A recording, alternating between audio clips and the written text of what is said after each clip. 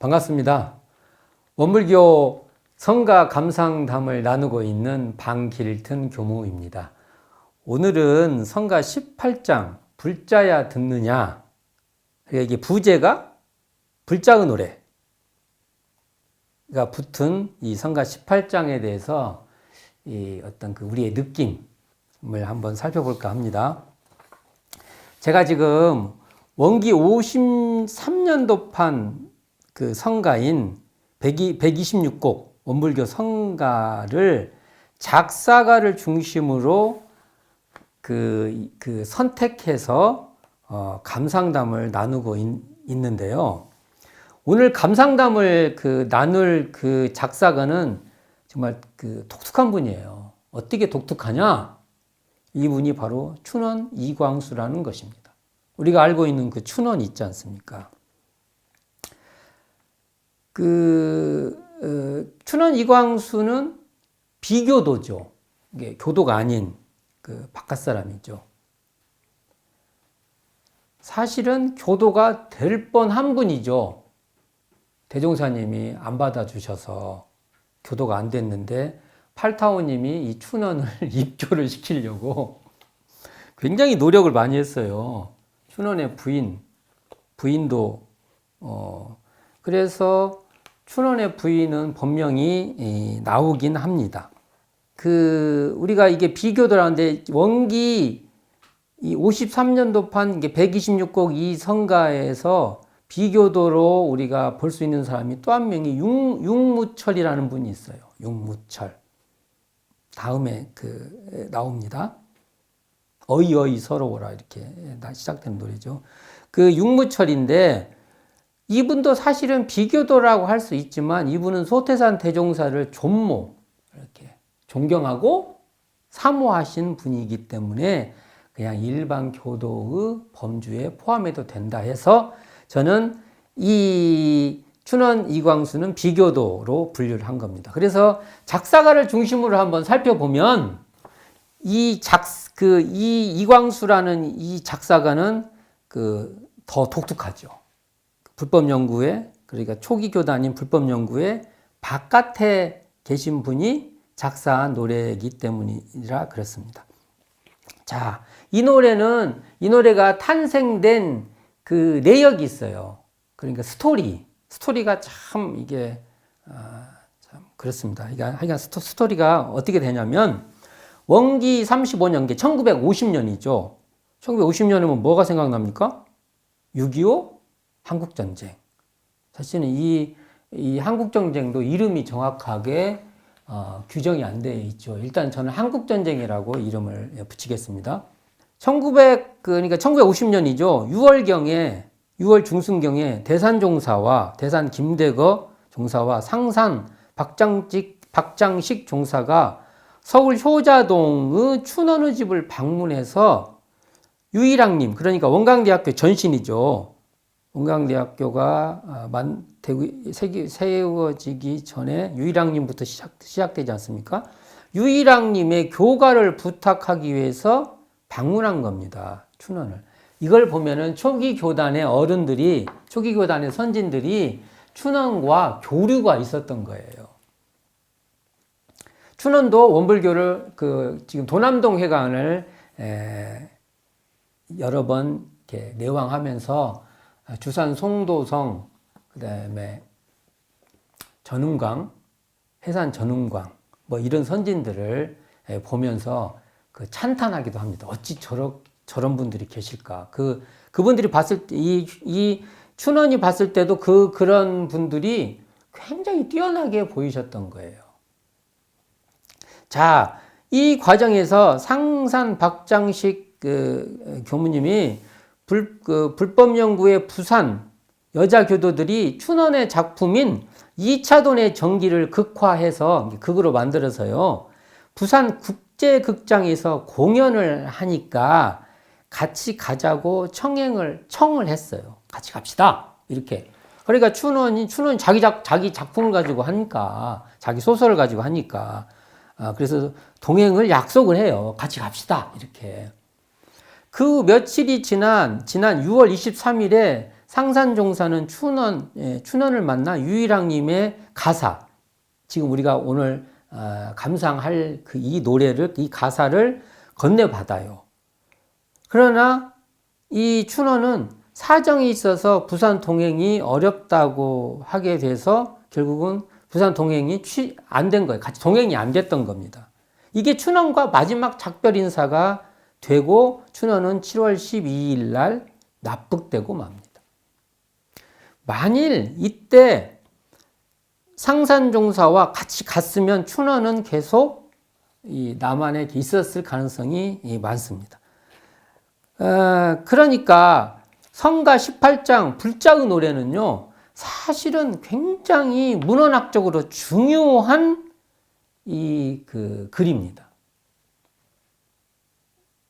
이게 아마 춘원의 마지막 작품이 아닐까. 공식적으로는 이게 마지막 작품입니다.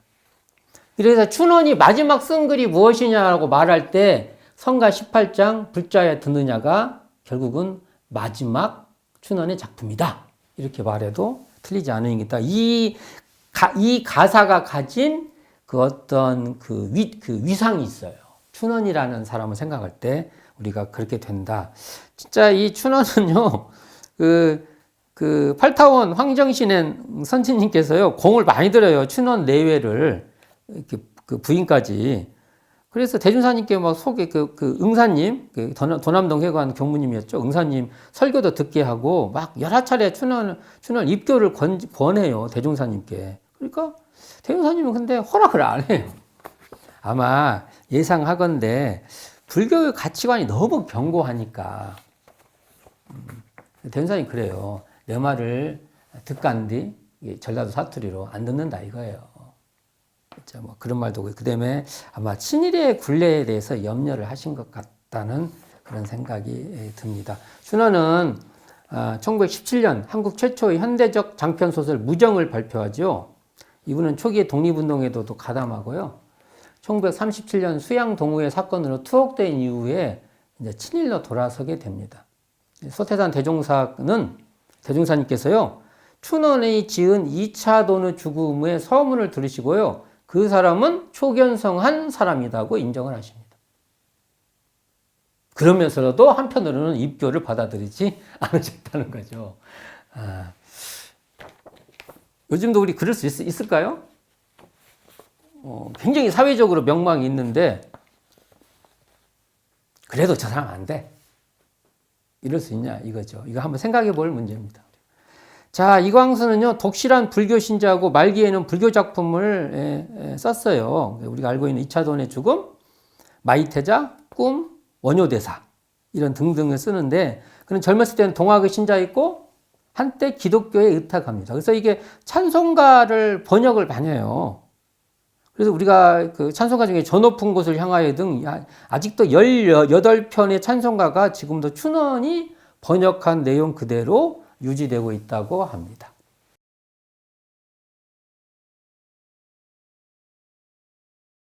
자, 그러면 한번 가사, 춘원이 마지막으로 춘원이 마지막 작품으로 여기고 있는 이 가사를 한번 살펴보고자 합니다. 자, 불자야 듣느냐.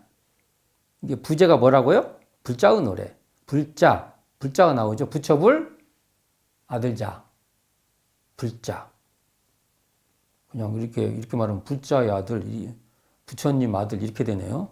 아마 그게 아니라, 보통 불교 신자를 말할 때 불자라고 보통 말하죠. 또는 부처님의 제자 할 때 불자라고도 말하고요. 더 사상적으로 말하면은요, 법신불의 분신을 불자라고 말을 하고요. 불자의 또 다른 표현으로 보살이라고 달리 칭하기도 합니다. 저는 뭐가 가장 마음에 드냐? 법신분의 분신. 이게 최고 마음에 들어요, 저는. 그래서 우리가 보통 보리살타의 준말로 보살 이렇게 말할 때 이게 깨달은 중생 이렇게 말하죠. 대승불교가 추구하는 인물이 뭐예요? 보살이죠. 사실은 우리가 대승불교라고 한다고 하면 스님이라는 말보다는 보살이라 해야 맞습니다. 그냥 저기 여자 신도분들을 그냥 보살님 이렇게 하는 게 아니고요. 사실은 대승불교의 주체는 보살이 돼야 되죠. 그러니까 스님도 보살이어야 됩니다. 사실 따지게 되면 대승불교 운동으로 따지면 아무개 보살인데 여기에 주지 스님으로 있습니다. 이렇게 말해야 맞죠. 원래는. 근데 지금 보살이 많이 폄하되고 어느 부분으로 약화시켜 버렸죠. 아마 현실적인 문제가 있을 거라고 저는 봅니다. 비로자나 법신이 바로 부처라면, 비로자나 법신을 부처라고 한다고 하면 이 비로자나 법신은 사실은 인격성이 없는 진리 자체입니다. 이 법신불에 근거한 인격성이 바로 불자요 보살이라고 말할 수 있습니다. 불자죠, 불자. 그러니까 비로자나 법신을 우리가 체화하면은 내가 그걸 그대로 놔두게 되면은 바로 불자다. 이렇게 말할 수 있는 거죠. 비로자나 법신은 진리 그 자체로 인격성을 초월해 있는 자리죠. 만일 사실은 이 법신불 또는 비로자나 법신불 말할 때 여기다가 인격적 요소를 막 설명하면 사실은 그건 맞지 않습니다. 원래. 그러나 이게 우리가 문학적으로 그걸 설명하려고 이렇게 말하는 것이죠. 그런데 이 보살이나 불자라고 말할 때는 인격성을 가지고 그걸 체화해서 인격적으로 놔두죠. 중생의 문제에 중생에 접근해서 중생을 실질적으로 도와주는 인물이죠. 그러니까 불자는 인격성이 있는 거죠. 이 말을 대종경 부집품 13장에서 소태산 대종사께서는 청권과 인권을 말하면서 법신불이 청권이라면 이 불보살은 인권이라는 거예요. 불자는 인권이죠. 자, 사람이 천지의 할 일을 다 못하고 천지가 또한 사람이 할 일을 다 못하는 것으로 이 천도는 결국 법신불의 도니까 천도의 뜻대로 잡아 쓰는 불보살은 곧 삼계의 대권을 행사함이니 미래에는 청권보다 인권을 더 존중할 것이며 불보살들의 크신 권능을 만인이 다 같이 숭배할 것이다 라고 말씀하십니다. 이게 보면 이제요, 법신불보다요, 불자를 더 대종사님 강조하고 있는 것이죠. 이거 중요한 대목일 겁니다. 미래시대는 반드시 이렇게 될 거라고 저는 여깁니다. 성가 18장 불자의 노래의 방점은 어디가 있냐? 포인트죠. 어디라고 보십니까? 제일 주관적이라고 했죠. 이 말은 전부 제 주관적이에요. 이걸 갖고 저한테 왜 그러냐고 하면 안 돼요. 저 사람 저렇게 생각한다. 이렇게 생각해 주세요.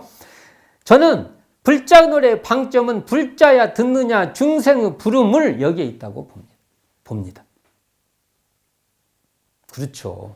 불자라면 반드시 중생의 부름을 이렇게 해야 대승불교에 맞아요. 이 노래가 대승불교적인 노래니까. 괴로운 바다와 불붙는 집으로 설명되는 고해와 화턱에서 건져주, 살려주, 우짖는, 애끓는 저 소리를 듣고 있느냐는 것입니다. 이는 대종사님 표현을 한다면 이걸 이제 대종사님 표현을 바꿔서 보는 거예요. 우리는 바꿔서 봐야죠. 이걸. 이 노래가 누가 졌어요? 불교 신자인 춘원 이광수가 지었기 때문에 불교적인 개념으로 막 말을 해요. 그럼 우리는 어떻게 해야 돼요? 우리는 대종사님 언어와 대종사님의 쓰신 그 표현으로요, 또 대종사님의 뜻으로 막 바꿔서 들어야 돼요, 이걸. 저는 막 바꿔서 들을 겁니다. 난 이대로 안 들을 거예요, 저는. 어떻게 이런 노래, 아까 불자에 듣느냐 중생의 부를 괴로운 바다와 불붙는 집에서 건져주, 살려주, 우짖는 저 소리, 애끓는 저 소리, 이런 말을 저는 어떻게 듣냐 하면요, 파랑고해의 일체생명을 광대무량한 낙원으로 인도하라는 대종사님의 개교의 동기로 저는 듣고 싶어요. 이렇게 말하면 이렇게 들어요, 저는요. 귀가요, 이게 귀가요, 제가요, 정직하지 않아 갖고요, 이런 불자 들으면은 보은자 이렇게 듣고 그럴 겁니다, 저는. 제가 그런다고요. 자, 봅시다. 자, 이런 중생구제의 그 불보살이 바로 우리 자신이며 영산회상이 바로 여기라는 말이에요, 이게. 영산에 어디냐? 여기가 영산에. 불보살 누구냐? 우리가 불보살. 이렇게 나오지 않습니까? 민족을 건지고 세계를 건지려 생사업 끊고서 일어선 우리다. 이런 대목이 나오는데요. 저는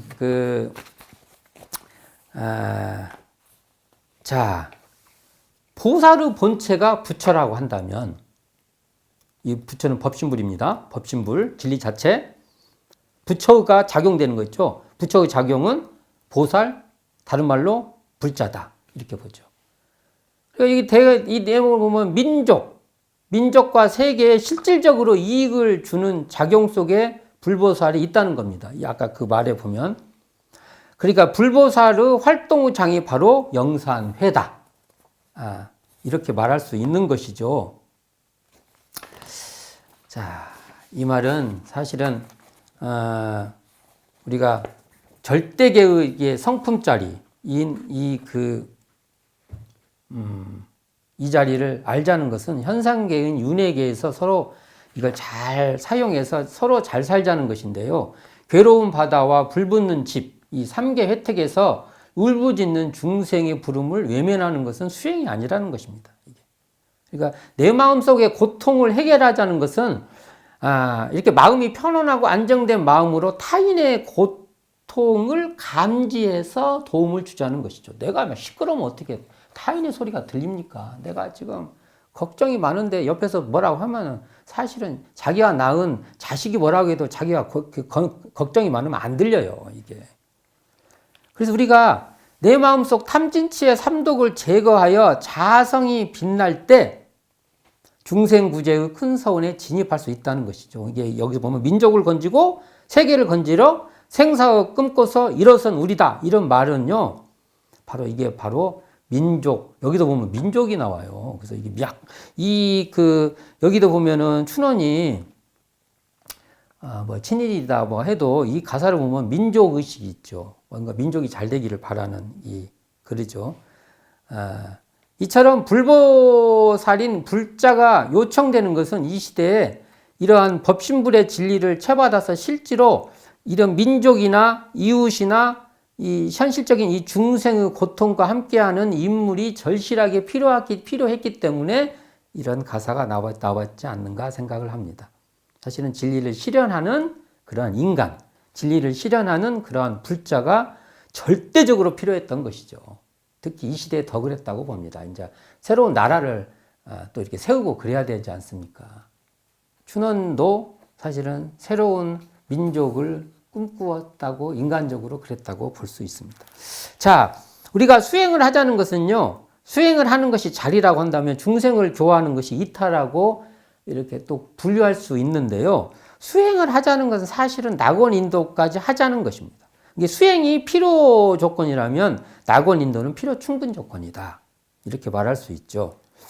자, 우리가 내 마음의 고통을 해소해서 결국은 타인과 조화롭게 행복하게 살아가는 것이 궁극적인 가치다. 이렇게 말할 수 있는데, 소태산 대종사께서 밝혀주신 이런 원만한 교법은 결국은 이런 것을 모든 걸 포괄하는 미래의 불법을 실현하는 꽃으로 결국은 낙원 인도로까지 가는 것이다. 이렇게 말할 수 있고요. 이러한 점에서 불자를 우리는 어떻게 바꿔볼 수 있냐면 활불의 공부인, 또 보은자, 이렇게 해석할 수 있다. 해석하는 것이 더 좋지 않을까? 저는 그런 생각을 해보고요. 법신불 이론상을 채받아서 사막 수행하고 보훈 본공하자는 것이 바로 미래의 불법으로 미래로 나가야 될, 여기서 말하면 불자의 방향이 아닐까? 저는 그렇게 생각을 합니다. 소태산 대종사께서는 분명히 우리에게 말씀해 주고 계십니다. 어떻게 말씀해 주시냐면 법신불 이론상을 신앙의 대상과 수행의 표본으로 모시고 천지부모 동법 법률의 사응과 수양연구 취사의 사막을 신앙과 수행의 강령으로 삼자는 것, 그리고 모든 종교의 교지도 이를 통합 활용하여 광대하고 원만한 종교 신자가 되자는 것, 이 교법의 총설의 결론이 바로 여기서 말하는 미래의 불자가 가야 될 길이고, 이러한 불자는 깨달음에 근거하여 마음을 깨달아 마음 공부하는 법신불 이론상의 분신으로 우리가 바로 불자는 깨달음의 도반들이다. 이렇게 봐야 된다고 봅니다. 여기에 보면 가사 중에 이런 말이 있어요. 진흙을 쳐내야 샘물이 솟는다. 삼독을 가시면 자성이 빛난다. 이런 말이 나오죠. 네 가지 큰 원을 이룰 때 언제냐? 이제다. 불자야. 그때가 이제다.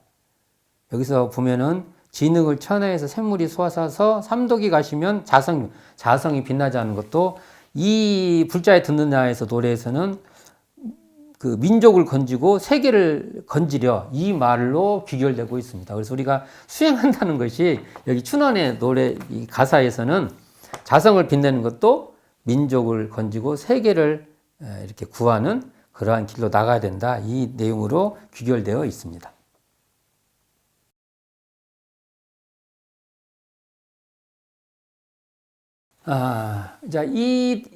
이번 또 이 단락에서 뭘 살펴볼 거냐면 이 음의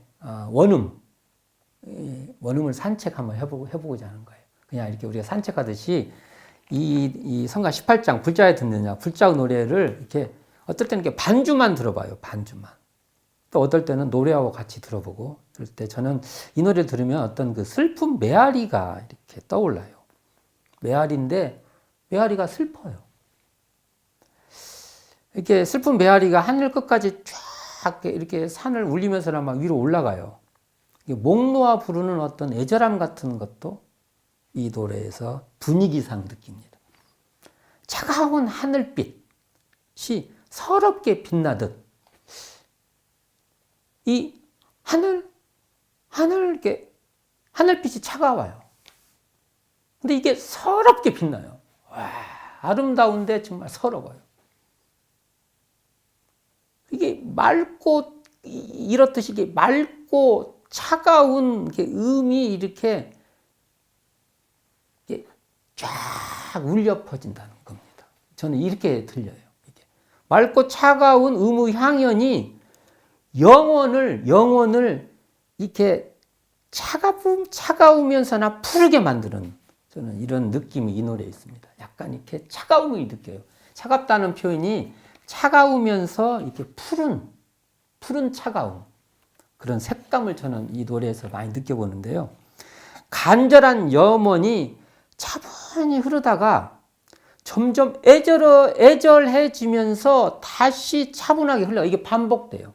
차분하면서 애절하고 차분하면서 애절하고.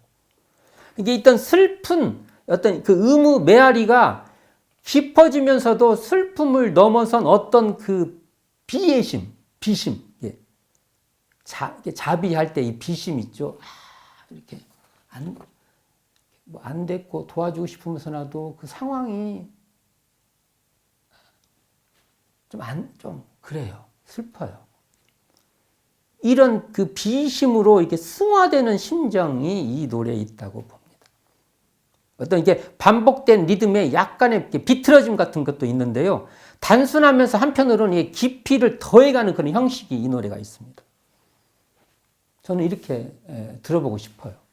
또 이러한 분위기로 이 노래를 들어보면 저는 나름대로 이게 많은 또 이게 춘원의 속마음이 아니었을까라는 생각도 듭니다. 이런 이 가사에도 보면은 이 춘원의 속마음도 있고 못다한 그 애절한 마음 뭐 이런 마음도 여기서 많이 읽어볼 수 있다고 저는 느낍니다. 이 곡은 이흥열 작곡가가 작곡하였고요. 원기 37년 1952년 성가위원회에서 성가로 제정된 노래입니다. 오늘은 성가 18장 불자야 듣느냐 부제가 불자의 노래라고 붙어있는 성가 18장을 감상해 봤습니다. 작사가도 살펴봤고요. 춘원 이광수에 대해서도 살펴봤고 또 이 가사도 얼추 한번 이렇게 산책하듯이 한번 살펴봤고요. 이 곡이 이렇게 우리에게 주는 그 느낌도 한번 이리저리 산책하는 기분을 한번 살펴봤습니다. 감사합니다. 지금까지 방길튼 교무였습니다.